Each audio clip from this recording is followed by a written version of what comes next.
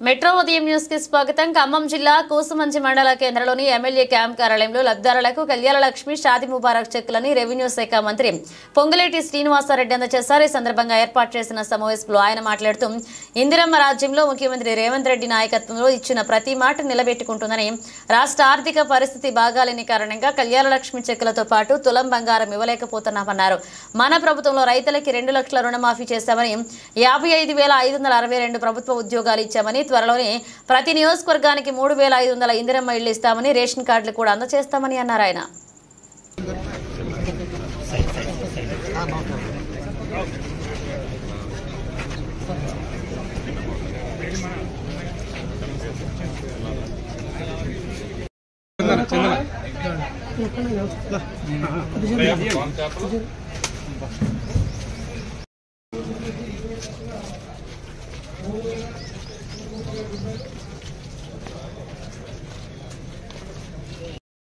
చెందిన కత్తి రజిత జలచేరు చెందిన కత్తి రజిత జలచేరు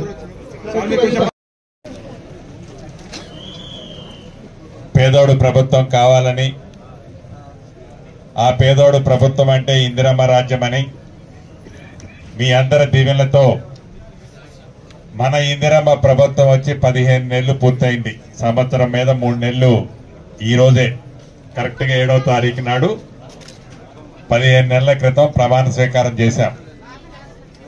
15 నెలలు పూర్తయింది.